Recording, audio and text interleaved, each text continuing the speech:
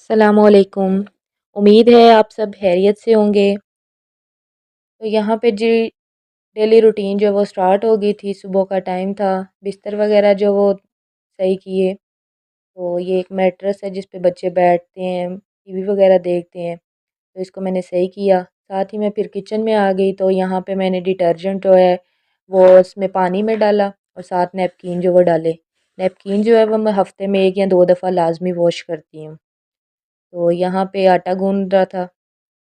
آٹا گوندنے کے بعد جو ہے وہ پراٹھے اس کے بننے تھے، ساتھ ہی آلو بوائل ہو رہے تھے کیونکہ آج آلو کے پراٹھے بننے تھے۔ تو یہاں پہ میں نے کہا صفائی کر لوں۔ میں ہمیشہ یہ سوچتی ہوں کہ صفائی اور ترتیب صرف گھر کے لیے نہیں ہونی چاہیے، یہ دل کے سکون کے لیے بھی ضروری ہوتی ہے۔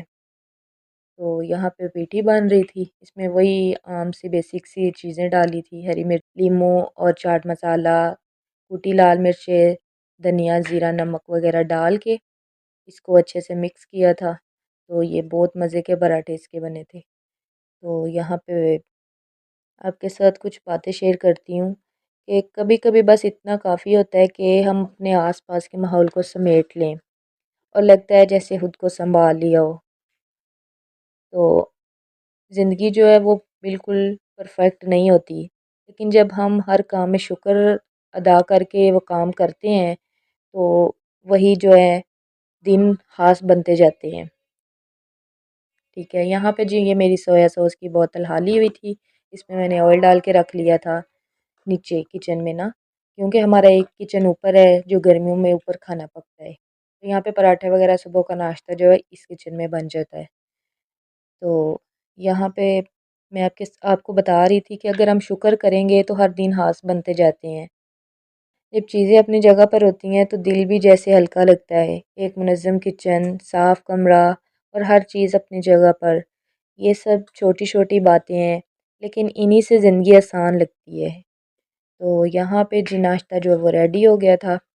کبھی کبھی زندگی جو ہے وہ بہت مصروف لگتی ہے نا، ایسا لگتا ہے جیسے دن دوڑتا جا رہا ہے اور ہم کہیں پیچھے رہ گئے ہیں۔